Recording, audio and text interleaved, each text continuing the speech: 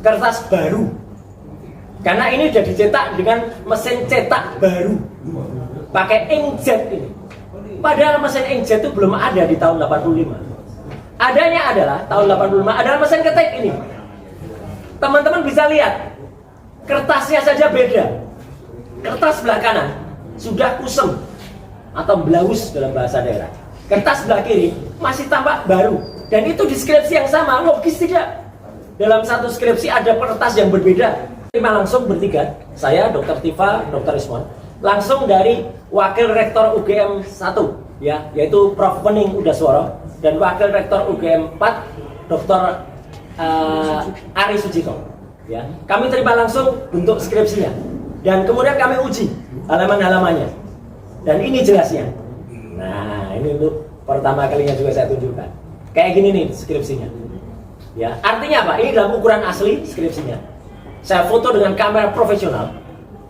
Hasilnya bukan berupa JPEG. Kalau teman-teman yang tahu teknik pasti tahu. Ini bukan Joint Picture Expert Group, tapi ini RAW. RAW adalah raw material yang sangat tajam, sangat dalam. Itu gunanya untuk proses identifikasi. Apa bedanya RAW dan JPEG? Kalau JPEG itu sudah terkompresi. Kalau RAW masih aslinya, sehingga dia akan nampakkan warna aslinya. Kalau teman-teman motret pakai handphone, itu akan lebih bagus dari aslinya. Kalau dipotret dengan RAW, hasilnya kayak gini. Ini adalah kertas yang sangat indah. Kertas baru. Karena ini sudah dicetak dengan mesin cetak baru, pakai inkjet ini. Padahal mesin inkjet itu belum ada di tahun 85. Adanya adalah tahun 85 adalah mesin ketik ini. Teman-teman bisa lihat, kertasnya saja beda. Kertas sebelah kanan sudah kusem atau blaus dalam bahasa daerah. Kertas sebelah kiri masih tampak baru. Dan itu di skripsi yang sama, logis tidak? Dalam satu skripsi ada kertas yang berbeda. Kertasnya saja beda. Dan paling beda lagi adalah ketiknya. Di sebelah kanan ini mesin ketik. Ini adalah skripsi asli milik someone yang kita tidak tahu milik siapa. Sebelah kiri dituliskan Joko Widodo 1681 KT. Dan ini di print. Ini ketikan. Dan yang lebih lucu lagi, ini Sri Mulat saja kalah lucu. Ya. Di sebelah kanan yang asli, Pak Bro, ini nama pertama yang ditulis sebagai ucapan terima kasih adalah Dr. Insinyur Ahmad Sumitro. Ini tembusnya adalah bulan November tahun 85. Betul. Ahmad Sumitro bulan November masih doktor. Sebelah kiri ini sudah ditulis Profesor Dr. Ahmad Sumitro. Padahal Profesor Dr. Insinyur Ahmad Sumitro baru dikukuhkan menjadi profesor bulan Maret 86. Jadi kalau bulan November sudah ditulis profesor, kalau kita sendiri malu. Meskipun ada termul-termul yang menyatakan Prof sudah dapat SK-nya. Mana SK-nya? Tunjukkan ke saya. Nggak ada, hanya bilang aja itu sudah itu. Bahkan rektor pun berani mengatakan itu, tapi nggak ada buktinya. Dan kalaupun sudah terima SK, belum pidato pengukuhan, saya tantang sekarang. Coba mana profesor yang berani nulis gelar profesor sebelum pidato pengukuhan? Nggak ada. Kita saja nggak berani nulis gelar doktor sebelum saya lulus dulu. Kandidat dokter aja mungkin takut-takut kalau orang lain saya nyebut Dr. Tifa kandidat dokter, boleh, saya orang lain yang nyebut.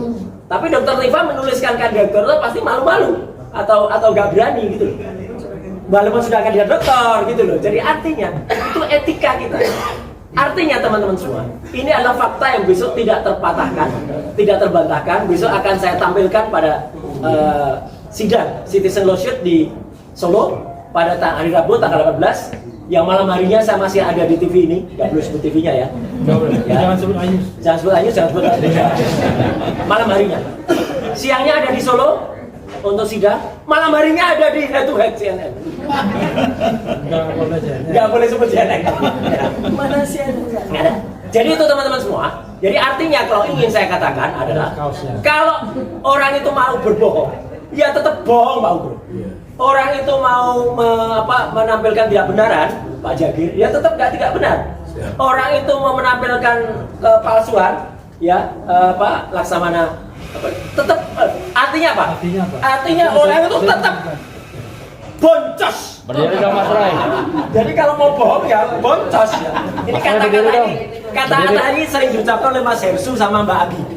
pada off the record ya. Boncos ya. Sekali boncos tetap boncos, sekali kita benar insya Allah tetap benar. Terima kasih. Wassalamualaikum warahmatullahi wabarakatuh. Iya. Ya, silakan. Ini saya ingin menambahkan sambil menunjukkan bahwa ilmu kami itu berpadu menjadi satu sehingga kami bisa menunjukkan ini semua. Jadi Mas Roy dan Bang Rismon itu meneliti benda matinya. Saya meneliti benda hidupnya. Ini saya berikan contoh ya. Dari ketika tanggal 22 Mei 2025 ya, Bareskrim Mabes Polri itu sengaja menunjukkan dua ijazah yang berbeda di hari yang sama ya. Satu adalah spesimen ijazah yang ditampilkan pada slide, dan satu lagi adalah yang disebut sebagai ijazah asli yang diserahkan oleh Adipat Joko Widodo. Nah, ini ada pada satu frame. Iya, satu. Ya, ini hanya ahli perilaku yang bisa melihat dan bisa membuat pertanyaan. Pertama adalah mengapa Bareskrim sengaja menampilkan dua ijazah yang berbeda? Apakah mereka tidak memahami?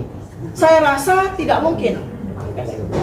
Sebab ya, ilmu yang saya gunakan untuk meneliti perilaku Joko Widodo yang terkait dengan ijazah ini adalah ilmu yang diajarkan di CIA, diajarkan di FBI, diajarkan di Badan Intelijen Polisi.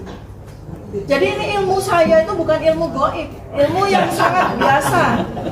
Oleh karena itu maka saya pun juga berpikir bahwa Bareskrim Mabes Polri itu pasti juga punya ilmu tersebut atau tidak-tidaknya memahami. Oleh karena itu maka pertanyaan saya ketika di tanggal 22 Mei 2025 adalah mengapa Bareskrim sengaja menunjukkan dua spesimen ijazah Joko Widodo yang berbeda? Ini adalah sebuah pertanyaan misteri. Bisa terjawab kalau ternyata Bareskrim tidak paham. Ya, kalau Bareskrim Dirti Pidum Johandani itu tidak paham bahwa dia menunjukkan dua spesimen ijazah yang berbeda. Nah, itu terjawab. Oh, berarti polisi tidak profesional. Tetapi saya meragukan itu. Karena itu saya berpikir, apakah sebetulnya Bareskrim itu memberikan clue kepada kami sebagai peneliti untuk meneliti lebih lanjut? Sebab pada hari yang sama di mana Bareskrim menyatakan bahwa ijazah Jokowi itu identik ya, pada saat yang sama muncul, di hari yang sama, di detik yang sama muncul dua spesimen ijazah yang berbeda. Ini yang sangat menarik. Nah, kemudian saya ingin berikan sebuah teka-teki kepada seluruh netizen ya, supaya bisa bersama-sama dengan kita untuk belajar. Ya, pertama adalah pada saat kemunculan spesimen pertama kali di tanggal 20 Oktober 2022, 24 Oktober 2022, jejak digitalnya masih ada. Dekan Kehutanan UGM Dr. Sigit Sunarta itu menunjukkan fotokopi ijazah Joko Widodo yang dia sebut sebagai fotokopi ijazah Joko Widodo, ya, fotokopi ijazah Joko Widodo, ya. Tetapi dia tidak detail, dia tidak lihat detailnya. Ini adalah fotokopi bukan dari ijazah asli. Sebab kalau ijazah asli ya tidak mungkin disimpan dalam keadaan terlipat, ya kan?